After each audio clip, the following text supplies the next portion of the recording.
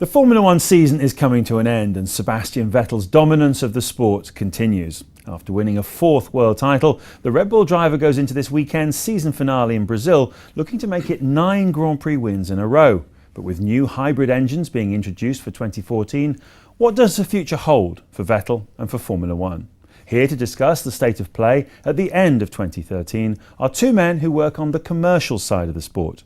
Andrew Edison, Regional Vice President for AT&T, a partner for Infinity Red Bull Racing, and Robin Fenwick, founder of Right Formula, a sports marketing agency specialising in Formula One sponsorship. Robin, can I start with you? How would you characterise the financial health of Formula One as the season draws to a close?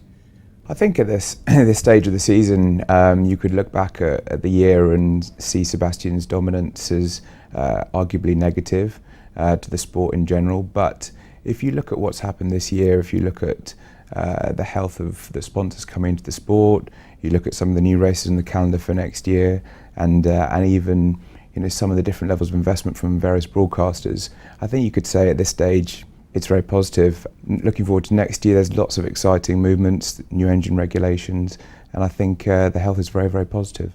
Andrew, how does AT&T engage with Red Bull Racing? What are the dynamics of that relationship?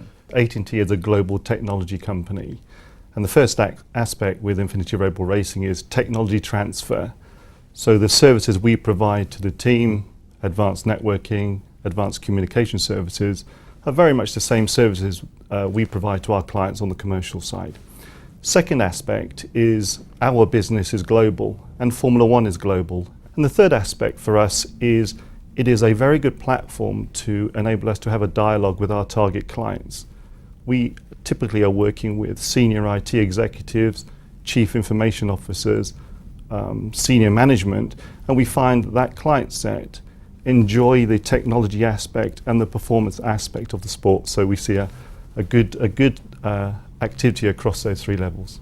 Robin, you mentioned the new engines for next year, the new hybrid small capacity turbo engines coming in. I'm sure the sustainability message is positive for the sport, and I'm sure it plays well with a number of the sponsors. But the engines are much more expensive. Can the teams actually afford them? And do you think this is the right moment for the sport to move to these engines?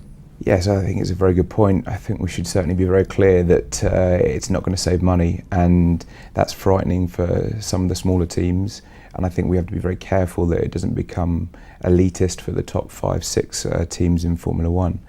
That said, I think what's very important is that with these new engines coming into play, it's not just the effect that it will have around Formula One, it will be the effect that it has in everyday life and what actually happens with regard to your road cars and actually even transcending into other industries.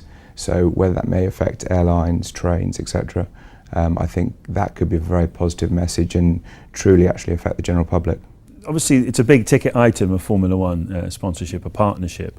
Does it represent good value for money? I mean, all the metrics that you run on it, does it give you a good ROI? Yes, it does. I think the critical piece is that Infinity Red Bull Racing are using the tools and the services that we want to showcase in the commercial world, and they are a very strong showcase for us. If I look at next year, we are entering into a much deeper relationship. The network speed will be 2.5 times faster than the network we've provided today, and additionally we will be connecting the wind tunnel, also their engine partner in France, as well as all of the engineers at the tracks and the HQ in Milton Keynes. So we see a very strong return in the team using our technology, then also then showcasing that technology to our target market. Now, Robin, last winter we saw an influx of really big blue chip brands like BlackBerry, Rolex, UPS came in. Do you see that happening again before the start of next year? Do you see big companies wanting to come into the sport? I think there's always a slight churn of sponsorship at this time of the year. You see a few dropping out that perhaps have ended a multi-year agreement and they're looking for new opportunities, and Vodafone would be a good example of that. But there will almost certainly be a range of brands coming too, and very interesting. I think the technology space is rife at the moment, and there's plenty of opportunities, even at the top end of the grid, for cost-effective returns on investment.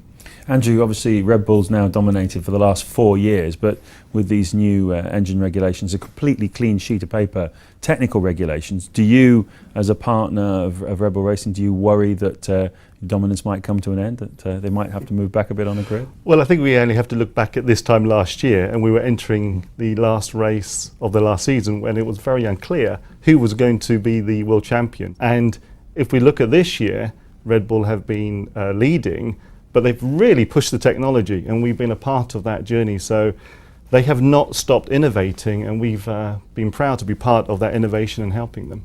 Well, thank you very much for your time, gentlemen. We'll have to wait until next year to find out the answer to that question, and that's it from the FT's Business of F1 series for the season.